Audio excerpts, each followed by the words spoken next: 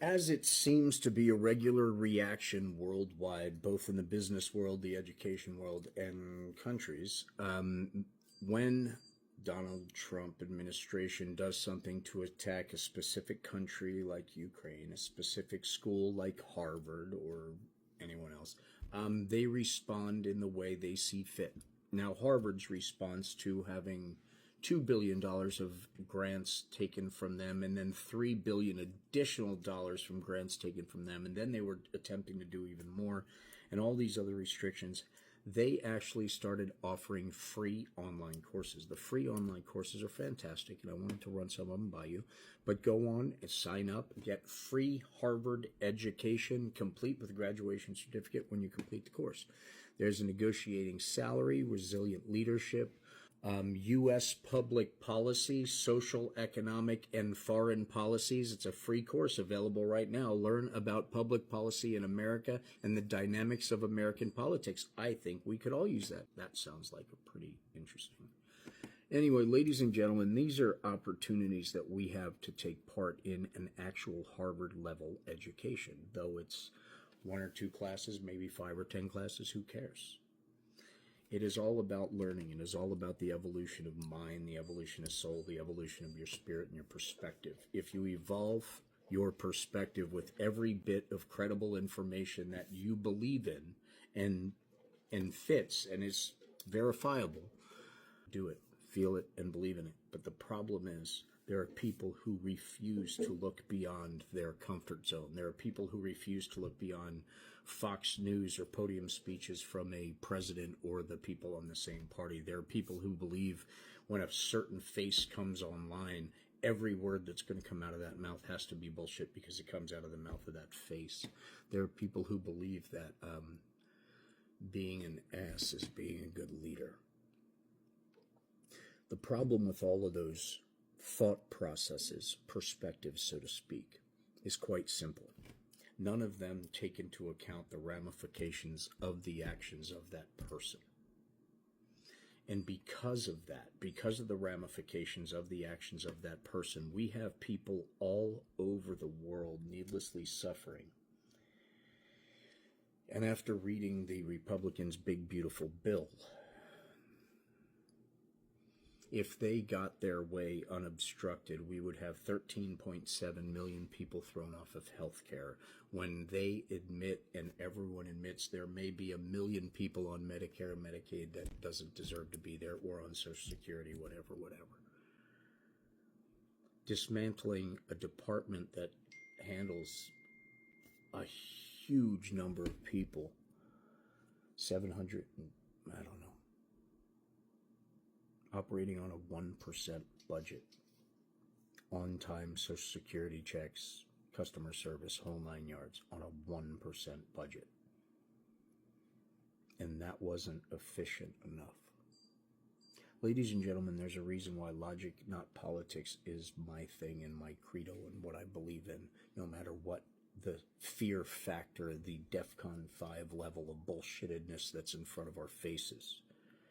The most important thing to recognize is we have to look at the big picture for the facts that are in the show. And the show itself is this big manipulated, scripted process with the core purpose hidden amongst the shiny object bullshit distractions. The key to it all is to ignoring the distractions that aren't going to go anywhere anyway because they're either unconstitutional, they're just crazy bullshit, they're put there just to piss people off as badly as they possibly can for a fixed number of time where they get whatever the hell they need to get done. That is the game, that is the MO, that is what they do. And if you look at each and every scene in every single TV show, in every single character along the plot line, like Harvard, like Elon Musk, like all of those things, if you separate them like a TV show and a string of characters with a string of personal storylines, it is clear as day. And every word out of these people's mouths, once you make that connection, will make 100 times more sense. Here's the key to all of it. As soon as you have that epiphany and you recognize that balance all that stress you used to feel, all that fear you used to feel, and here's the most important part, all that anger you used to feel over politics disappears forever. That's the residual effect of those actions. So I ask, the actions make the statement we want. The actions make the statement we believe in. The people who represent us are supposed to be taking the steps and taking the actions that accurately represent who we are as citizens, as human beings, for the betterment of us, our families, and all those around us.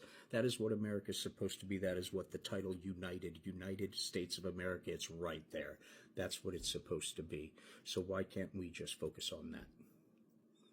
What's so hard about that? Then all this bullshit disappears. Then all these 147 executive orders, with 75% of them, if not more, got either shot down in court or blown up as being unconstitutional. Not just unconstitutional, but all sorts of different reasons. They got blocked. Take that one fact, that most of them got blocked. Now think of the one part of how much pain it caused, from the shit it caused when it was released to when each and every one of them was quietly basically blown off and said no. All of that fight and media frenzy and the distraction psychotic circus that it became, what actually got done with all of that?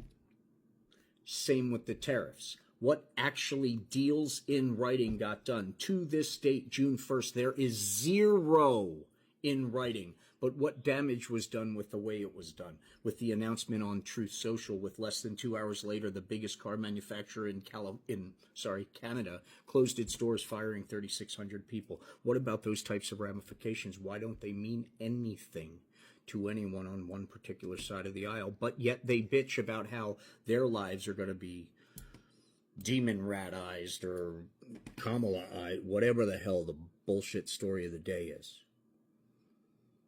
When under your guy, everything kind of went to shit. And under our guy, that world stage that we used to be on top of, used to write stories in their papers, their experts, on how we are the economy that everyone's jealous of. We are the progressive people that are taking care of the most business that everyone's proud of after the pandemic and everything else we did. Because that's what America's supposed to be, the beacon it used to be. And we all know it's been corrupted on both sides. We all know. When did logic leave the conversation? When did political anger become more important than actual research before the anger? When did, after the votes cast, the two most popular Google searches were, what is a tariff and how do I change my vote? Why wasn't that the day before? That's the fix we have to make as a country. That's the fix we have to make as citizens. And as we look around and we see the red hats coming off because the reality of his actions can no longer be denied, we need to find the unity of the people we were arguing with for 10 years over this, and we need to say, we need to stop this, all of us, and that includes you, because it's your fault it started in the first place. So ladies and gentlemen, no matter what, we need to stay diligent, we need to stay educated, we need to be kind. We are all in this together, and we will make it, and we will be fine united, like it should be, worldwide. God bless. Stay strong.